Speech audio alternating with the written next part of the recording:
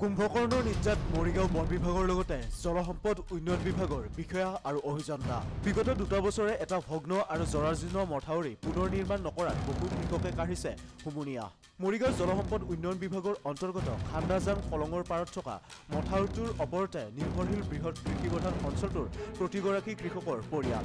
মথাউৰিটোৰ বাচি থকা অংশত মাটি কঢ়িয়াই নিয়া ট্ৰেক্টৰ, ডাম্পাৰ আৰু জেচিপিৰ দৌৰাত্মত এক ধূলিময় জৰাজীৰ্ণ পৰিৱেশলৈ হৈছে পৰ্যবেক্ষিত। ইতিমধ্যে কলংখনৰ পাৰৰ মাটি অবৈধভাৱে খনন কাৰ্য চলাই অহা একাংশ ভূমাফিয়াই কেৰেপ নকৰে স্থানীয় ৰাইজৰ বাধা।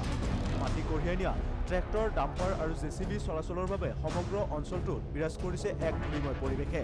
এফালে বানপানীয়ে ছিগা জৰাজীৰ্ণ মথাউৰিটোৱে 2 বছৰ নিৰ্মাণৰ ক্ষেত্ৰতো অৱহেলা, আনফালে ট্ৰেক্টৰ, ডাম্পাৰৰ দৌৰাত্মত দুৰ্বিহ জীৱন অতিবাহিত কৰিবলগীয়া হৈছে অঞ্চলটোৰ কৃষকৰ পৰিয়ালে। সেয়েহে মুখ্যমন্ত্ৰীৰ লগতে বিভাগীয় মন্ত্ৰী আৰু জিলা আয়ুক্তক অঞ্চলটোৰ কৃষকসকলে অতি শীঘ্ৰে মথাউৰিটো পুনৰ নিৰ্মাণ কৰাৰ লগতে মাটি কঢ়িওৱা ট্ৰেক্টৰ, ডাম্পাৰৰ চলাচল বন্ধ কৰাৰ বাবে ৰাইজে কাটৰ আহ্বান জনাইছে।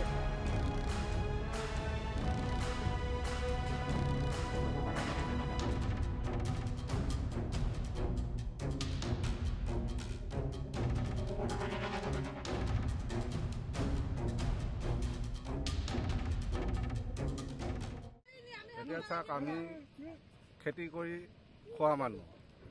এতিয়া আপোনাৰ এই মাথাউৰিটো অৱস্থা দেখা পাইছে।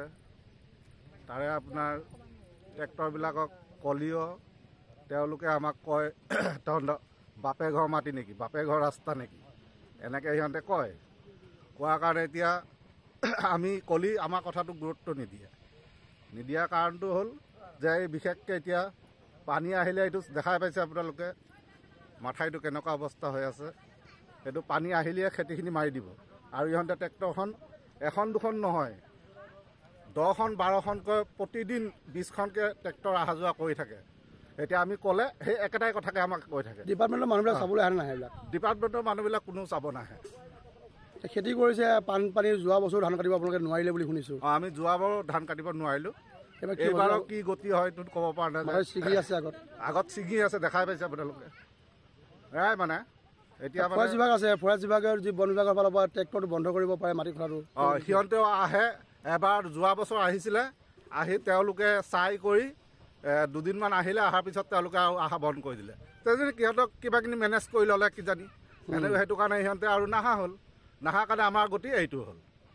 এতিয়া আমি দুখটো ভুকি আছোঁ। অসমৰ মুখ্যমন্ত্ৰী আছে, আমাৰ কৰ্মদক্ষ, আৰু ইয়াৰ উপৰি যি পীযুষ হাজৰিকা মন্ত্ৰী আমাৰ, কি ক'ব?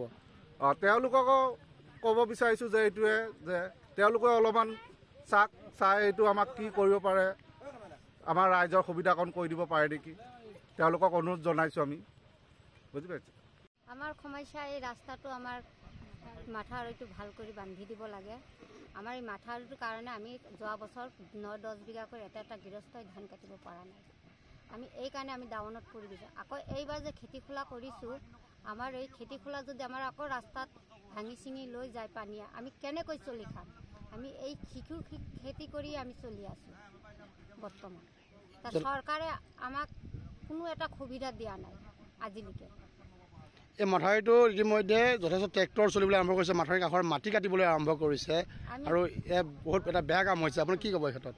আমি ক'লে আমাক দম দেখুৱাই দি থৈছে। কোনে? এই ট্ৰেক্টৰবিলাকে। ইয়াতে যি আচলতে জলসম্পদ বিভাগ আছে, তাৰ ইঞ্জিনিয়াৰসকল আহেনে ইয়াতে? নাহে। ফৰেষ্টৰ বিভাগৰ মানুহ আহেনে ইয়াতে মাটি কটা বন্ধ কৰিবৰ কাৰণে?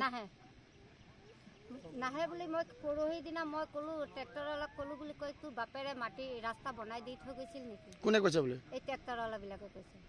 ক'ৰ সেইবিলাক? সিহঁতৰ ঘৰবিলাক ইয়াতে আছে, ৰাস্তাই আমি কি চিনি পাম নেকি ট্ৰেক্টৰৱালা মানুহবিলাকক?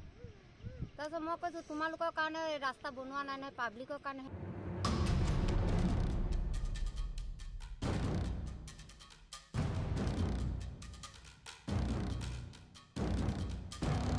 মৰিগাঁৱৰ পৰা ৰাহুল ডেকা ৰিপৰ্ট, সংবাদ লহৰ।